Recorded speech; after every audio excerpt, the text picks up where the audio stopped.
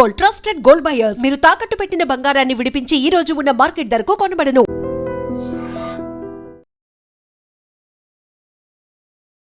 Welcome to I dream. నా పేరు లుంబిని. మనతో పాటు ప్రముఖ motivational speaker, writer and activist, most importantly strong women Sandhyarani Palaparthi garu ఉన్నారు. ఆవిడతో మాట్లాడి ఇప్పుడు జరుగుతున్న కరెంట్ ఇష్యూస్ గురించి ఆవిడ అనాలిసిస్ ఏంటో ఆవిడ మాటలోనే విందాం. హలో అమ్మా, నమస్కారం. నమస్కారం అమ్మా. ఎలా ఉన్నారు? బాగున్నాను, thank you. Yeah, so first మిమ్మల్ని అడగాలనుకుంది ఏంటంటే, జనరలీ విమెన్ అంటేనే స్ట్రాంగ్ ఉంటారు, ఎమోషనల్గా ఉంటారు, బాధపడతాము, అవన్నీ ఓకే, మన ఎక్స్ప్రెషన్ ఆఫ్ మన వాయిస్ కానీ ఫీలింగ్స్ కానీ ఉంటుంది. కాకపోతే మెంటలీ నిజంగానే అంత స్ట్రాంగ్ ఉన్నామా? మెంటలీ స్ట్రాంగ్ అవ్వాలంటే మనం ఏం చేయాలి? మెంటల్లీ స్ట్రాంగ్ ఉన్నామా అని అంటే పరిస్థితులు మనల్ని స్ట్రాంగ్గా తయారు చేస్తాయి. సహజంగా ఆడవాళ్ళ మనసు చాలా సున్నితం, అది మొదటి నుంచి మనందరికీ తెలిసిందే. కాకపోతే ఇప్పటి పరిస్థితుల్ని బట్టి మహిళలు స్ట్రాంగ్గా అవ్వాలి. ఎందుకు అవ్వాలి అంటే, భర్త ఒకడు సంపాదిస్తే కుటుంబ పరంగా అన్ని బాధ్యతలు చూసుకోవాల్సింది మహిళే. సో ఆ మహిళ స్ట్రాంగ్గా లేకపోతే కుటుంబ బాధ్యతలు ఎలా నిర్వర్తిస్తుంది? ఫర్ ఎగ్జాంపుల్, ఇంట్లో అత్తమామలు ఉండొచ్చు, ఆడపడుచులు ఉండొచ్చు, మరుదులు ఉండొచ్చు, పిల్లలు ఉండొచ్చు. సో ఇన్ని తను మొత్తం మేనేజ్ చేయాలి అంటే, పిల్లల చదువులు కానీ బయట పనులు కానీ చూసుకోవాలి అంటే మహిళ మానసికంగా బలవంతురాలు అయ్యి ఉండాలి. సో ఎప్పుడైతే మహిళ మానసికంగా బలవంతురాలు అవుతుందో అప్పుడు ఎలాంటి పరిస్థితులు ఎదురైనా కూడా తను తట్టుకోగలుగుతుంది. ఎందుకంటే కుటుంబ పరంగా ఎదుర్కొన్న కష్టాలు కానివ్వండి, సమస్యలు కానివ్వండి, తను ఒక్కొక్కటి డైలీ ఫేస్ చేస్తూ ఉంటుంది. కాబట్టి ఏదైనా బయట నుంచి కూడా ఏదైనా సమస్య వచ్చినప్పుడు తను ధైర్యంగా ఎదుర్కోగలుగుతుంది. అయితే మనం అన్న ఏజ్ కన్నా ఎక్కువ మెచ్యూరిటీ ఉంటుంది, ఎమోషనల్గా కూడా మనం అర్థం చేసుకోగలుగుతాము అని చెప్పేసి. అయితే నిజంగానే ఇప్పుడు ఈ కరెంట్ టైమ్స్కి మనం రెడీగా ఉన్నామా అని? కరెంట్ టైంలో అంటే ఇప్పుడు అంతా లైఫ్ ఉరుకులు పరుగులు అయిపోయింది. ఎవరికి మాట్లాడే టైం లేదు, ఆఖరికి కుటుంబ పరంగా కూడా మాట్లాడే టైం లేదు. సో ఇటువంటప్పుడు ఏ మనిషికైనా కొన్ని సమస్యలు వచ్చినప్పుడు షేర్ చేసుకునే వాళ్ళు ఒకళ్ళు ఉండాలి. ఆ షేర్ చేసుకునే వాళ్ళు లేనప్పుడు ఏమవుతుందంటే, వాళ్ళు వెతుక్కుంటూ ఉంటారు, నా సమస్యని ఎవరు వింటారు, ఎవరికి చెప్పుకోవాలి. ఈ చెప్పుకోవాలని అనుకున్నప్పుడు వాళ్ళకి ఎలా ఉంటుందంటే, మానసికంగా బలహీనంగా ఉన్నప్పుడు, ఫర్ ఎగ్జాంపుల్ మీరు కనిపించారు, మీరు ఎవరో తెలియకపోయినా మీరుతో షేర్ చేసేసుకుంటారు, అంటే అప్పుడు వాళ్ళు రిలీఫ్గా ఫీల్ అవుతారు. కానీ ఇక్కడ ఏమవుతుందంటే, ఇప్పటి కాలంలో ఆవిడ సమస్యని మీరు అడ్వాంటేజ్గా తీసుకోవచ్చు. దీనివల్ల ఏమవుతుందంటే, ఈ సమస్యలకి పరిష్కారం దొరకక చెప్పుకునే వాళ్ళు లేక వీళ్ళు డిప్రెషన్లోకి వెళ్ళిపోవటం, లేదా ఆత్మహత్యలు చేసుకోవాలని అనుకోవటం, లేదా ఇతరత్ర ఇంకేదో విధంగా అయినా దురలవాట్లకి అలవాటు పడటం, ఇవన్నీ కూడా అవుతూ ఉంటాయి. సో ఇలాంటి వాటిని కూడా మనం ఎదుర్కోవాలి, మనం స్ట్రాంగ్గా ఉండాలి అని అనుకోవాలంటే దీనికి కొన్ని మార్గాలు ఉంటాయి. ఏమిటంటే, మనల్ని మనం డైవర్ట్ చేసుకోవటం. ఉదాహరణకి, మీకు ఏదో పాటలు పాడటం ఇష్టం అనుకోండి, చిన్నప్పటి నుంచి మీరు ఏదో కొద్దిగా సంగీతమో ఏదో నేర్చుకున్నారు, దాని మీద కాన్సన్ట్రేట్ చేయండి. లేదు మీకు కుట్లు అల్లికలంటే ఇష్టం, అవి నేర్చుకోండి, అవి డెవలప్ చేసుకోండి. లేదు కొంతమందికి ఏంటంటే పిల్లలతో, చిన్న పిల్లలతో టైం స్పెండ్ చేస్తే చాలా రిలీఫ్ ఫీల్ అవుతారు వాళ్ళు. ఒక పార్క్కి వెళ్ళండి, ఒక నలుగురు పిల్లలతో ఆడుకోండి. అంటే ఇది జీవితం. తొందరపాటు నిర్ణయాలు తీసుకొని మనల్ని మనం అంతం చేసుకోవటం అనేది సమస్యకి పరిష్కారం కాదు.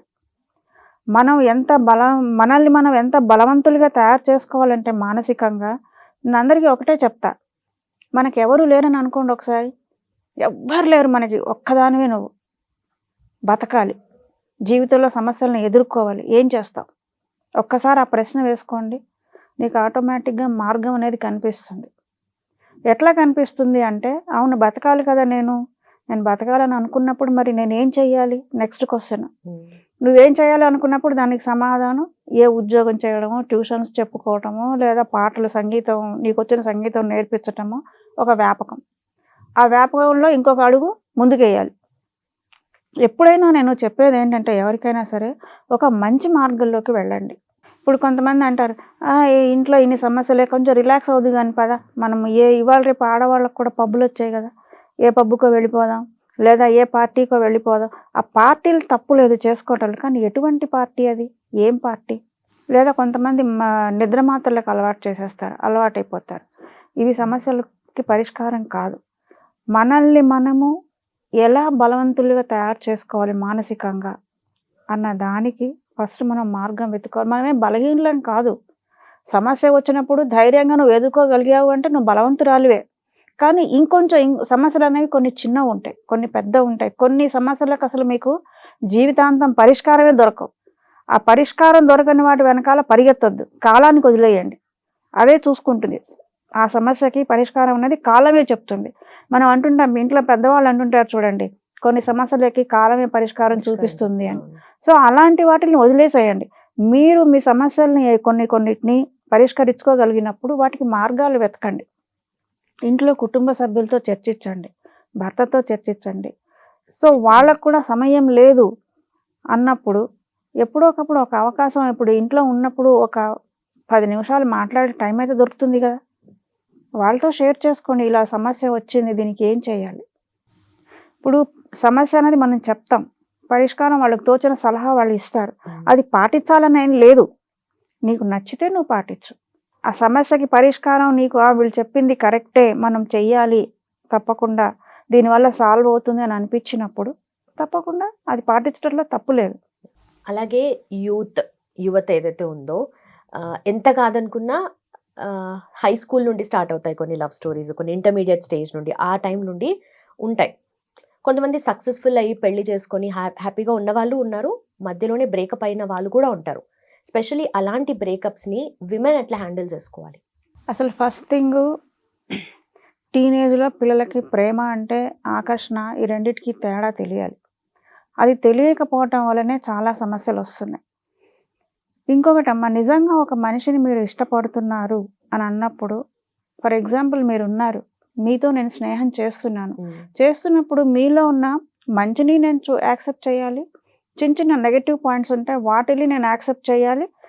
యాజ్ ఏ వెల్ విషర్గా, యాజ్ ఏ ఫ్రెండ్గా నేను మీకు మీలో ఉన్న నెగటివ్ పాయింట్స్ని నేను చెప్పగలగాలి, ఇలా చేస్తున్నావు ఇది తప్పు అని. అప్పుడే అది నిజమైన స్నేహం అవుతుంది. సో మీరేంటి, ఈ స్నేహాలన్నీ ఇప్పటివన్నీ కూడాను సినిమాలకు వెళ్దామా, షికార్లకు వెళ్దామా, పబ్బులకు వెళ్దామా, పార్టీ చేసుకుందామా, ఇంతవరకే ఉంటున్నాయి. కానీ ఒకవేళ ఓకే మీకు టీనేజ్లో ఒకళ్ళ పట్ల ఒకళ్ళకి ఆకర్షణ ఏర్పడింది, అలాంటప్పుడు మీరు ఏం చేయాలి, మనం ఒక గోల్ పెట్టుకుందాం. మన డిగ్రీ అయిన తర్వాత, అప్పటికి ఇంకా మెచ్యూరిటీ వస్తుంది, డిగ్రీ అయిన తర్వాత కూడా అప్పుడు కూడా ఇదే ఫీలింగ్ ఉంటే పెళ్లి చేసుకుందాం, జీవితంలో సెటిల్ అవుదాం. అంతేకాని ఏదో నువ్వు వాళ్ళు ఇక్కడ తీసుకెళ్ళలేదు కదా, లేదా నేను చెప్పింది నువ్వు చేయలేదు కదా, నేను నీతో మాట్లాడను, బ్రేకప్, అది కాదు. సో ఈ నిజంగా కొన్ని బ్రేకప్స్ ఎలా ఉంటున్నాయి అని అంటే, ఇమోషనల్ బ్రేకప్స్ ఉంటున్నాయి ఎక్కువగా. ఈ ఇమోషనల్ బ్రేకప్స్లో వీళ్ళు ఏం చేయాలంటే, ఫస్ట్ ఏది చేసినా కూడా తల్లిదండ్రులతో షేర్ చేసుకోండి. మీరు ఏ విషయమైనా సరే, ఇప్పుడు అమ్మా నాన్న ప్రపంచంలో ఎక్కడైనా సరే తల్లిదండ్రుల కంటే మంచి కోరేవాళ్ళు ఎవరు ఉండరు. వాళ్ళు ఒక 4 దెబ్బలేసినా, కోప్పడ్డా అది మీ మంచికే.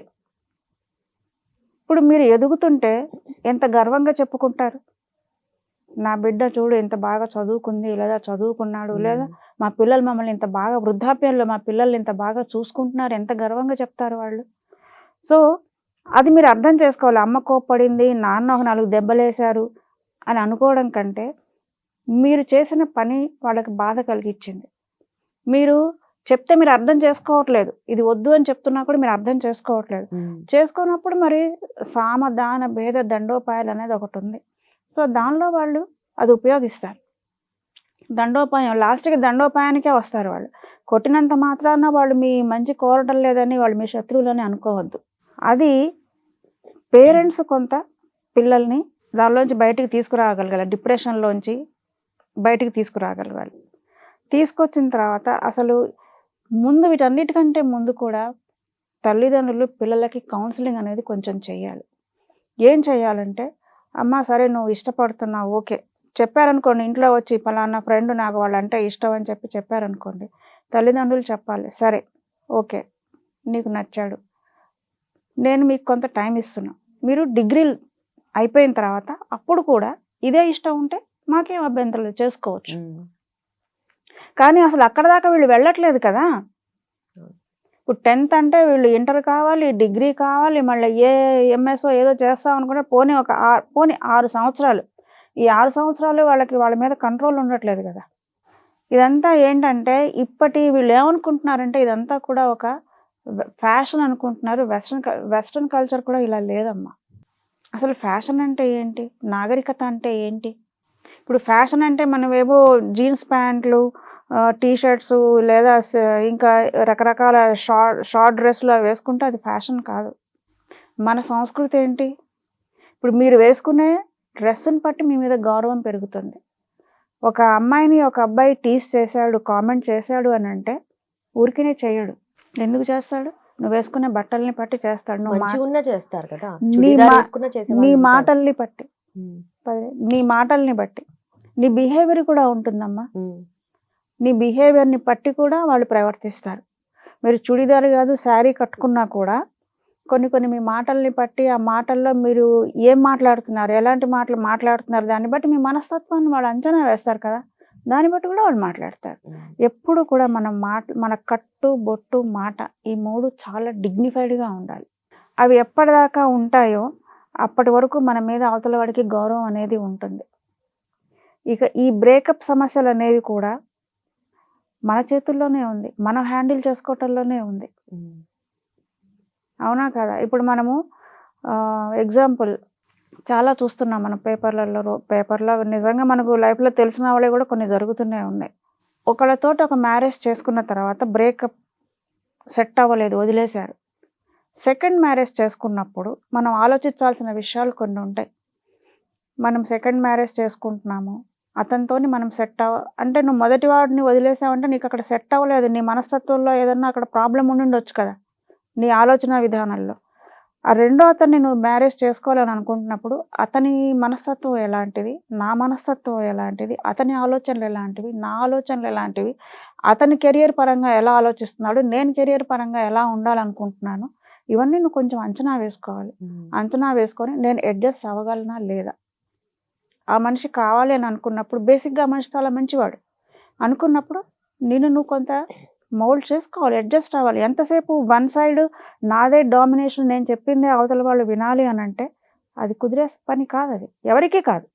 ఈవెన్ ఇంట్లో పేరెంట్స్తో కూడా నీకు సెట్ అవ్వదు. అలాగా ఎక్కడైనా పరిస్థితుల్ని బట్టి, మన మనస్తత్వాన్ని బట్టి, అవతల వాళ్ళ మనస్తత్వాన్ని బట్టి, మనకు ఏది ముఖ్యమో, మనం ఏది చెయ్యొచ్చో ఏది చెయ్యకూడదో, మనం ఎక్కడ తప్పు చేస్తున్నామో ఇవన్నీ కూడా మనము ఆలోచించుకొని నిర్ణయం తీసుకోవాలి. మనల్ని మనం మోటివేట్ చేసుకోవాలి.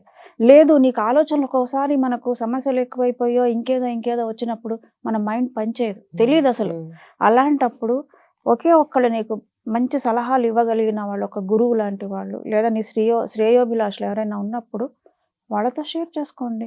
మీకు నమ్మకం ఉండాలి, నేను చెప్పే విషయం ఇంకొక చోటికి వెళ్ళదు, వీళ్ళు మంచి సలహా నాకు ఇస్తారు అనుకున్నప్పుడు మీరు షేర్ చేసుకుని వాళ్ళ సలహా పాటించండి. సలహా అడుగుతారు కానీ మళ్ళీ పాటించడానికి దగ్గరకు వచ్చేసరికి ఇది వీళ్ళు చెప్పింది నేను చెయ్యాలా, మళ్ళీ అక్కడ అహం అనేది ఒకటి అడ్డం వస్తుంది. ఇది జీవితం అమ్మ, ఒక్కసారే వస్తుంది. మనము రాత్రికి రాత్రి గొప్పవాళ్ళం అవ్వాలని అనుకోకూడదు, ఎవరు అవ్వలేరు. మీరు కష్టపడండి, న్యాయంగా ఉండండి, మీకు దానివల్ల లభించే గౌరవాన్ని మీరు చూడండి. ఇప్పుడు మీరున్నారు, కష్టపడుతున్నారు, మేమే అంటాం మా అమ్మాయి చూడు ఎంత మంచమ్మ, ఎంత కష్టపడుతుంది, అసలు 3 షిఫ్టులు బాధ్యతలు ఉన్నాయట, చేస్తోంది పాపం, అంత కష్టపడుతుంది అనుకుంటాం. ఎందుకంటాం? మీరు చేసే మీ ప్రవర్తనని బట్టి, మీ కష్టాన్ని బట్టి, మీ మాటని బట్టి మేము గుర్తించి మీ మీద ఒక ఇంప్రెషన్ని ఏర్పరచుకుంటాం. ఒక మనిషికి ఎదుటివాడి మీద ఒక ఇంప్రెషన్ అనేది ఏర్పడిన తర్వాత అది పోగొట్టుకోకూడదు ఎప్పుడు కూడా. ఇప్పుడు నేను మిమ్మల్ని గుర్తించి చాలా మంచి అమ్మాయి అని నేను ఇంకొకళ్ళకి చెప్తాను, వాళ్ళు మిమ్మల్ని గమనిస్తారు, ఇంకొకళ్ళకి చెప్తారు. అది మౌత్ టు మౌత్ ఒక మంచి పేరు అనేది సంపాదించుకోవడం అనేది ఏదో రాత్రికి రాత్రి వచ్చేది కాదమ్మా. కొన్ని సంవత్సరాలు కష్టపడాలి, కష్టపడిన తర్వాత దాన్ని నిలబెట్టుకోవడానికి ఇంకా కష్టపడాలి. ఇవన్నీ కూడా వీళ్ళు చేస్తున్నవి క్షణికావేశంలో, తొందరపాటుతనంతో, అంటే ఒక స్వేచ్ఛా జీవితాన్ని కోరుకొని అసలు ఆ స్వేచ్ఛకి ఒక ఇది లేదు, అంటే లిమిట్ లేదు. ఆ లిమిట్ లేనప్పుడు, బౌండరీస్ లేనప్పుడు జీవితాలు ఇలాగే నాశనం అయిపోతాయి. అలాగే మీరన్నట్టుగా ఇప్పుడు క్రైమ్ రేట్ పెరుగుతుందని చెప్పి ఎప్పటికప్పుడు అంటూ ఉంటారు. ఇప్పుడు అంటుండము, కొన్ని ఏళ్ల కిందట అలాగే ఉంది, పెరుగుతూనే ఉంది.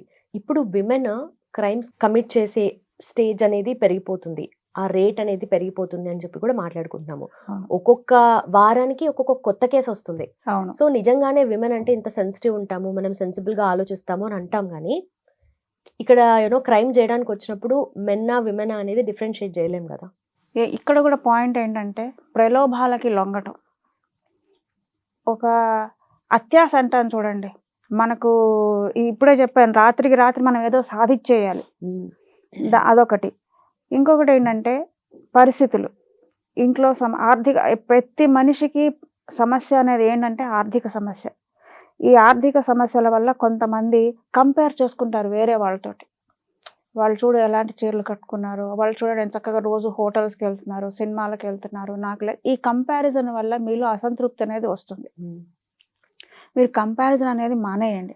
మానేసిన తర్వాత మిమ్మల్ని మీరు ఎలా డెవలప్ చేసుకోవాలి. ఇప్పుడు ఎప్పుడు ఆర్థిక సమస్యలు ఉండవమ్మా. ఇవాళ ఉంది, ఒక సంవత్సరం పాటు ఆర్థిక సమస్యలు ఉన్నాయి, రెండో సంవత్సరంలో మీరు ఎదగొచ్చు. ఒక సంవత్సరం ఓపిక పట్టలేరా? ఏదైనా ఓపికతోటి, సహనంతో మీరు ఏదైనా సాధించవచ్చు. తర్వాత ప్రేమతో, మీరు ఎవరినైనా ప్రేమతో పలకరించండి. మీ పట్ల అవతల వాళ్ళకి ఎంత పాజిటివ్ ఒపీనియన్ అనేది వస్తుందో అది మాటల్లో చెప్పలేం. సో మీకు సహాయపడేవాళ్ళు, మీకు ఒక మార్గం చూపించేవాళ్ళు దొరకవచ్చు.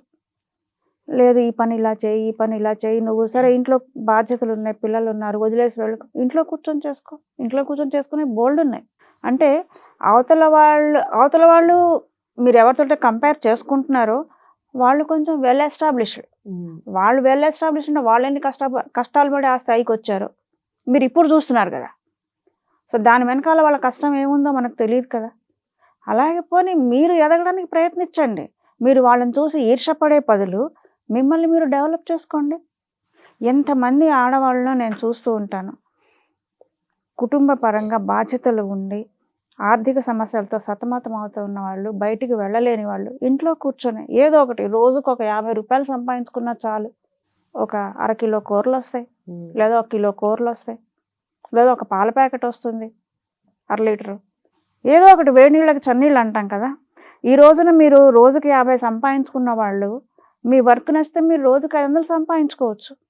ఒక డిజబుల్డ్ అమ్మాయి, నాకు తెలిసిన అమ్మాయి, డిజబుల్డ్ అమ్మాయి, ఆ అమ్మాయి ఇంట్లో కూర్చొని రోజుకు 1000 రూపాయలు సంపాదిస్తూ నేను ఇంకా ఏదన్నా చెయ్యాలి అనే తపనతోటి కొంతమంది అనాథ పిల్లల్ని చేరతీసి వాళ్ళ కాళ్ళ మీద వాళ్ళు నిలబడేలాగా కుట్లు నేర్పిస్తుంది అమ్మాయి.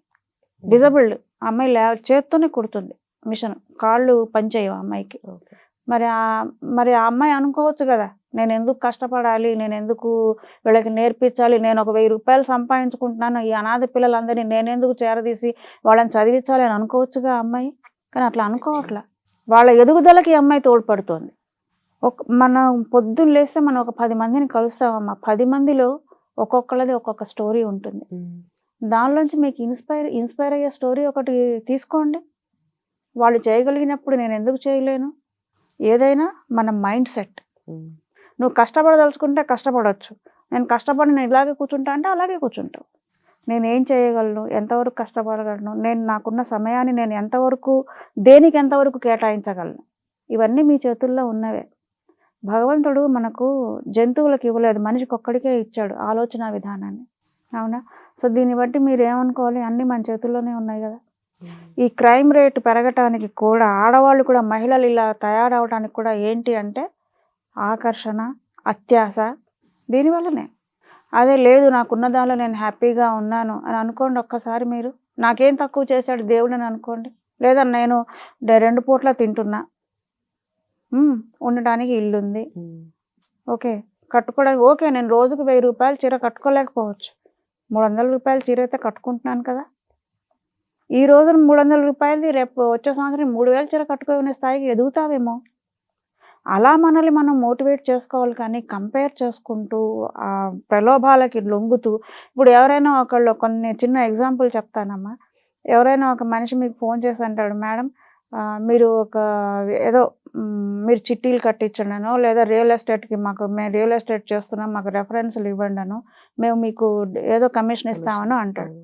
అసలు నువ్వెవరివో తెలియదు, నువ్వు తెలియనప్పుడు నీకు ఫోన్ చేసి నీకు ఎందుకు ఇస్తాడు కమిషన్, నీకు ఎందుకు ఇస్తాడు డబ్బులు? అవునా కదా? అసలు డబ్బు ఎవరైనా ఉచితంగా ఫ్రీగా నీకు ఎందుకు ఇస్తారు? ఫస్ట్ క్వశ్చన్ అది వేసుకోవాలి.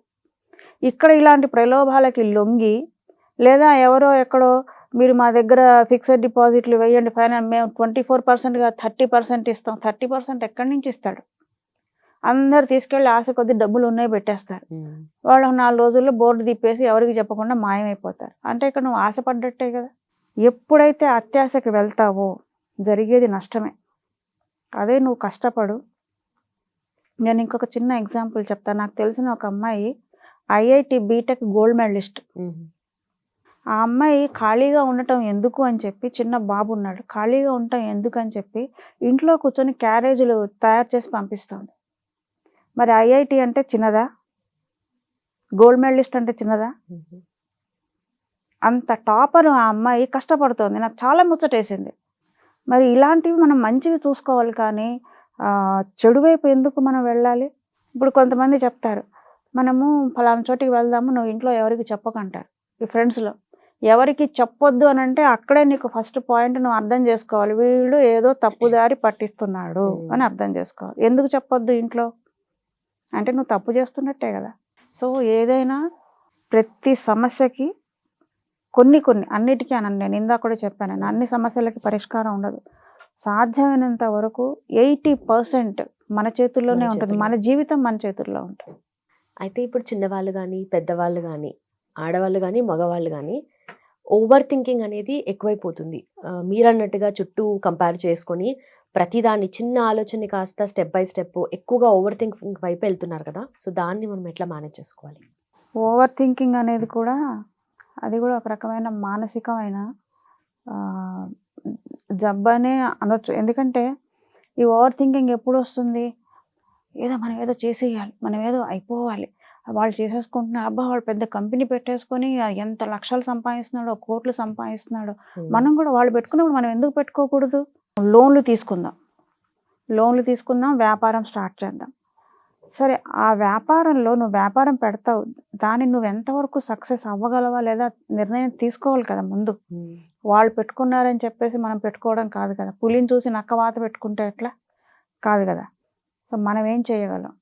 నేను ఇందాక కూడా మళ్ళీ అదే చెప్పాను, మనం ఏం చేయగలం, ఎంతవరకు చేయగలం. మనం ఇప్పుడు ఒక సమస్యలు ఏమి లేవా మనకున్నది, ఏంటి చిన్న సమస్యలే అనుకోండి. ఇంట్లో ఏదో మనం ఖరీదైన చీరలు కొనుక్కోలేదు, ఖరీదైన ఫర్నిచర్ లేదు, ఖరీదైన ఇల్లు లేదు, మనం రోజు లేదా వారంలో ఒకసారి సినిమాకి వెళ్ళలేకపోతున్నాం, హోటల్కి వెళ్ళిపోతున్నాం. ఇవి చిన్న సమస్యలు సర్దుబాటు చేసుకోవచ్చు. వాటికి ఒకవేళ ఖర్చు పెట్టాలి అనుకున్నప్పుడు ఆ ఖర్చులేవో మీరు కొంచెం కంట్రోల్ చేసుకొని మీ ఎదుగుదలకి కొంచెం సమకూర్చుకునే డబ్బులు ఇంట్లోనే కూర్చొని ఏదైనా మొదలు పెట్టండి. నాకు తెలిసిన ఇంకొక ఆవిడ ఇంట్లోనే జూట్ బ్యాగ్స్ తయారు చేస్తుందమ్మా. బయట ఎక్కడ దుకాణం ఆవిడ షాప్ పెట్టలేదు. ఇంట్లోనే ఆమె కూర్చొని జూట్ బ్యాగ్స్ ఒక మిషన్ పెట్టుకొని జూట్ బ్యాగులు తయారు చేసి ఆమె సప్లై చేస్తుంది. అంటే సేమ్ మళ్ళా అత్యాశ, రాత్రికి రాత్రి హైలీ ఇంపాసిబుల్, ఎవరు ఎదగరు. ఎంతటి ఇప్పుడు ధీరుభాయ్ అంబానీ లాంటి వాళ్ళు రాత్రికి రాత్రి ఎదగలేదు. కొన్ని సంవత్సరాలు వాళ్ళు కష్టపడ్డారు. మామూలు కష్టం కాదు వాళ్ళు చేసింది. మరి అలాంటి మంచి వాళ్ళని మీరు స్ఫూర్తిగా తీసుకొని మనం ఏం చేయగలము, ఎంతవరకు చిన్న దాంతో, అంటే మనము ఏదో 1,00,000 రూపాయలు పెట్టే చోట ఆ 1,00,000 పోగొట్టుకునే కంటే 50,000 ఏదైనా స్టార్ట్ చేస్తే, ఇవాళ 50, ఈ రోజున మనం 50,000 పెట్టాము, దాని మీద మనకు ఒక 1,50,000 ఎంతో 1,00,000 రూపాయల పైన లాభం వచ్చింది. సో కాన్ఫిడెన్స్ పెరుగుతుంది. దానివల్ల ఏమవుతుంది, మళ్ళీ సరే ఆ 1,50,000 లాభం వచ్చింది కదా, దానిలోంచి ఒక 50 తీసుకొని మళ్ళీ ఇన్వెస్ట్ చేయి, అదే వ్యాపారాన్ని కొంచెం డెవలప్ చేయి. ఇప్పుడు నువ్వు మౌత్ టు మౌత్ అంటారు, మన నోటి వాక్, మన మంచి ఇంకొకళ్ళకి ఇది బాగుంది ఇక్కడ అనేది నలుగురి ద్వారా తెలిసినప్పుడు దాన్ని నెమ్మదిగా నీ మాటలతోటి నీ సర్కిల్ని పెంచుకో. నీ దగ్గరికి ఏదైనా కస్టమర్ వచ్చినప్పుడు వ్యాపారంలో వాళ్ళని విసుక్కోకుండా ప్రేమతో పలకరించు. అహ్మదాబాద్లో నేను చూశాను, ఒక లేడీ హోటల్ నడుపుతుంది. ఆవిడ ఏం చేస్తుంది తెలుసా, ప్రతి కస్టమర్ దగ్గరికి వెళ్ళి స్వయంగా అడుగుతుంది, ఇది బాగుందా, ఎలా ఉంది, మీ ఫీడ్బ్యాక్ ఏంటి, మీరు ఇది తిని చూడండి, దీని రుచి ఎలా ఉందో చెప్పండి. అలా కస్టమర్ని మీరు అట్రాక్ట్ చేసుకోవాలి, బాండింగ్ పెంచుకోవాలి కస్టమర్స్ తోటి. రిసీవింగ్ బాగుండాలి. కొన్ని చోట్ల నేను చూస్తాను షాప్స్లో అసలు విసుక్కుంటారు, కసురుకుంటారు, ఇక మళ్ళీ అక్కడికి వెళ్ళబుద్ధి మనం కాదు. అడుగుతుంటే వాళ్ళు ఫోన్లు మాట్లాడేస్తుంటారు. ఈ ఫోన్లు చెప్పిన వచ్చిన తర్వాత పట్టించుకోరు. వ్యాపారం తక్కువ, ఫోన్లు ఎక్కువైపోయినాయి. ఈ మన పని చేసే చోట ఎక్కడైనా సరే ఈ ఫోన్లు అనేవి ఫస్ట్ పక్కన పెట్టేయాలి. ఏదన్నా ఎమర్జెన్సీ ఫోన్ వచ్చి, ఎమర్జెన్సీ అయితే మాట్లాడు, 2 నిమిషాలు మాట్లాడు. కానీ ఊరికే ఈ ఫ్రెండ్స్ చేయడము, ఇంట్లో వాళ్ళు చేయటం, చెప్పాలి నేను పనిలో ఉంటాను, నేను ఫ్రీ అయ్యాక నేనే చేస్తాను. నువ్వు ఒక చోట పని చేస్తున్నప్పుడు నీ బాధ్యత ఏంటి? వచ్చిన వాళ్ళని సరిగ్గా చూసుకోవడం. అంటే నీ ఉద్యోగ బాధ్యతని నువ్వు సరిగ్గా నిర్వర్తించగలగాలి. నువ్వు ఏ ఉద్యోగం అన్నా చెయ్యి. ఫోన్లు మాట్లాడుతూ కూర్చుంటే వాడు ఇవాళ చూస్తాడు, రేపు చూస్తాడు, ఎల్లుండి వెళ్ళిపో అంటాడు. మరి అక్కడ సమస్య నువ్వు సృష్టించుకున్నదేగా. నీ మనసు మీద నీకు కంట్రోల్ అనేది ఉన్నప్పుడు సింపుల్ ఒకటే మాట, నేను తర్వాత మాట్లాడతా. ఎందుకు? నీకు అక్కడ బాధ్యత అనేది ఉంది. నిన్ను నమ్మి ఆ ఓనర్ నీకు అప్పచెప్పాడు ఒక బాధ్యతని, మరి నువ్వు పూర్తి చేయాలిగా సరిగ్గా. వీటన్నిటికీ సమస్యలు ఇవన్నీ కూడా మన చేతుల్లో ఉండేవే పరిష్కారాలు. మనం అప్పులు చేయటం అనేది మన తప్పు, ఆశపడటం అనేది మన తప్పు. అంటే ఆశ ఉండాలి, జీవితం మీద ఆశ ఉండాలి. రేపు మంచి జరుగుతుందని ఆశ ఉంటేనే మనిషి బ్రతుకుతాడు. కానీ అత్యాశ ఉండొద్దు. ఇప్పుడు వీడిని ముంచి మనం పైకొద్దాము, వాడిని ముంచి మనం పైకొద్దాము. ఇప్పుడు కొంతమంది మేము చిట్టీలు మొదలు పెట్టామండి అంటారు. చిట్టీలు కట్టండి అంటారు. నీ అడ్రస్సే సరిగా తెలియదు, చిట్టీలు ఏం కడతారు? నువ్వెవరో సరిగా తెలియదు. నీ ఫోనే ఒక్కొక్కసారి స్విచ్ ఆఫ్ వస్తుంది. చిట్టీలు కడితే నువ్వు 4 రోజుల్లో వెళ్ళిపోతే అంటే అక్కడ కూడా నీకు ఆశే. నిజంగా నువ్వు జెన్యూన్ అయితే దానికి ఒక పద్ధతి ఉంది. ఓవరాల్గా ఏదైనా డిప్రెషన్ కానీ, స్ట్రెస్ కానీ, తర్వాత ఈ మెంటల్ యాంగ్జైటీ కానీ, లేదా మెంటల్ స్ట్రెంగ్త్ కానీ, క్యాపబిలిటీ కానీ, ఇవన్నీ కూడా మన సరౌండింగ్స్లో మన వాళ్ళతో మనం చేసుకోగలిగినవే. మళ్ళీ రహస్యం, మన విషయం ఇంకోటికి తెలియకూడదు. మనం చెప్తే వాడు బాగుపడిపోతాను ఇదొకటి, అది తప్పు.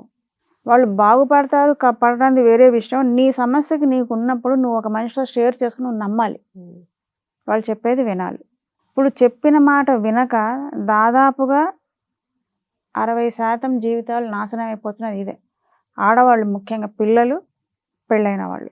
ఒక మహిళ అంటే ఇందాక చాలా సున్నితమైన మనసు ఆడవాళ్ళది చెప్పాను స్టార్టింగ్లోనే. కానీ నువ్వు అంత కఠినంగా, కఠోరంగా బిహేవ్ చేస్తున్నావనంటే నువ్వు అవతల వాళ్ళ మాటలకి ఎంత నువ్వు లొంగిపోయావు. నువ్వు అంటే వాళ్ళు ఎలా ట్యూన్ చేస్తే నువ్వు అలా ట్యూన్ అయిపోతున్నావు.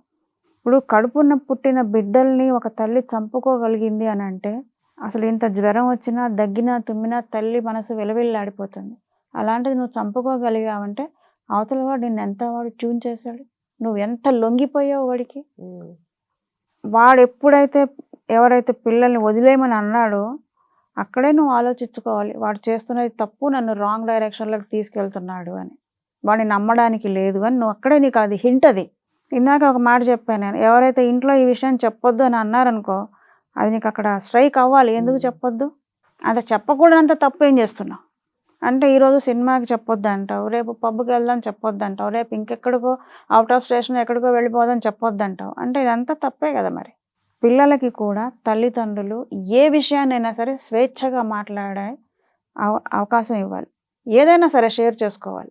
తల్లిదండ్రులు కూడా పిల్లలతోటి కనీసం రోజుకు ఒక అరగంట సేపు కూర్చొని వీళ్ళ గురించి వాళ్ళ గురించి కాకుండా కేవలం వాళ్ళ కోసమే టైంని కేటాయించాలి. అప్పుడు ఏమవుతుందంటే పేరెంట్స్కి పిల్లలకి బాండింగ్ పెరుగుతుంది, అండర్స్టాండింగ్ అనేది ఒకటి వస్తుంది, ట్రస్ట్ అనేది పెరుగుతుంది. ఇప్పుడు లేకుంటే పిల్లల్ని తల్లిదండ్రులు అనుమానిస్తూనే ఉంటారు కదా, ఏమో వీళ్ళు నిజం చెప్తున్నాడా అబద్ధం చెప్తున్నాడా. మళ్ళీ దాని వెనకాల ఇంకో ఎంక్వైరీ, మళ్ళీ ఏమండి మా అమ్మాయి స్కూల్కి వస్తుందా, మా అబ్బాయి స్కూల్కి వస్తున్నాడా, ట్యూషన్కి వస్తున్నాడా, ఈ ఎంక్వైరీలు మొదలవుతాయి. దానికి బదులు పిల్లలకి చెప్పి స్వేచ్ఛ ఇవ్వు. అమ్మాయి వాళ్ళు నేను స్కూల్కి వెళ్ళను, ఎందుకు వెళ్ళవు, ఆ రీజన్ ఏదో చెప్తారు, ఓకే వెళ్ళకు, కరెక్ట్ అనిపిస్తే సర్లే అమ్మ వెళ్ళకు, అయిపోయి. అదే నువ్వు వెళ్ళాలి, ఎందుకు వెళ్ళవు, ఒక రోజు నీకు స్కూల్ పోతుంది, ఆ లెసన్లన్నీ నువ్వు వెనకబడిపోతావు, ఆ నోట్స్లన్నీ ఎవరు రాస్తాడు, నీకు ఇష్టం ఉన్నా లేకుండా నువ్వు వెళ్ళి తీరాలని 4 బాధి పంపిస్తే రెండోసారి వాళ్ళు మళ్ళీ అయితే స్కూల్కి అని చెప్పి ఎక్కడికో వెళ్ళిపోతారు. అప్పుడు చెప్పండి. మనం కూడా పిల్లల దగ్గరకు వచ్చేసరికి కొంచెం తగ్గాలి. ఏదైనా ఇంటి దగ్గరే అంటారు. ఏదైనా సరే మనం సమాజంలోంచి ఇంట్లోకి రావట్లా, ఇంట్లోంచి సమాజంలోకి వెళ్తున్నాం.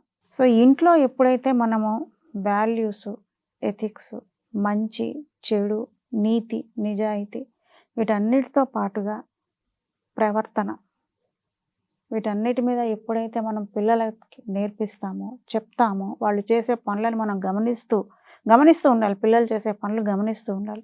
గమనిస్తూ ఒకవేళ వాళ్ళు పిల్లలు కదా వాళ్ళకి తెలియదు, సో మనం సరిదిద్దకపోగా నువ్వు చేస్తున్నది కరెక్టే అంటే వాళ్ళు ఇంకా అంతే. ఇప్పుడు ఇంకొక ఎగ్జాంపుల్ ఒకటి చెప్తాను. నాకు తెలిసిన ఒక ఆవిడ వాళ్ళ అబ్బాయి అంట పార్టీ అని 100 రూపాయలు ఇవ్వమని అడిగేవాట. ఆ 100 రూపాయలు ఎందుకులే 1000 రూపాయలు తీసుకొని ఇచ్చేవాళ్ళట. ఈ రోజున ఆ అబ్బాయి ఆ 1000 రూపాయలు చూడ చిన్నప్పటి నుంచి 100 అడిగితే 1000 ఇచ్చారు కదా, అది అలవాటు అయిపోయి పార్టీలు జల్సాలు ఫ్రెండ్స్ చెడలవాట్లు. ఆఖరికి ఇప్పుడు ఏ స్టేజ్కి వచ్చాడంటే తల్లిదండ్రులకి తెలియకుండా స్థలాలు అమ్మేసే స్టేజ్కి వచ్చేసాడు. వాళ్ళకి తెలియదు అమ్మిందాక. తప్పెవరిది మరి? నన్ను అడిగితే నేను మీదే తప్పని చెప్పాను.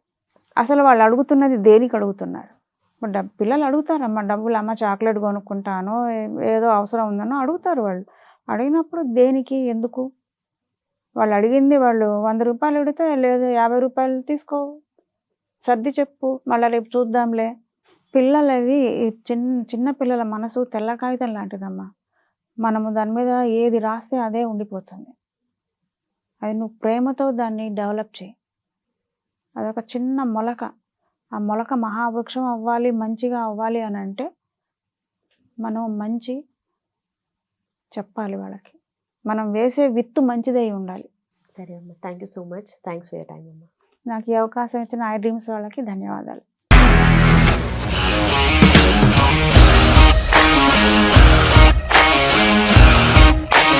ఇండస్ట్రీలో కమిట్మెంట్ ఇష్యూస్ వస్తే నీకు కూడా వచ్చినట్టు? మార్నింగ్ తీసుకెళ్ళాడంటే కొట్టి పడేస్తాడు.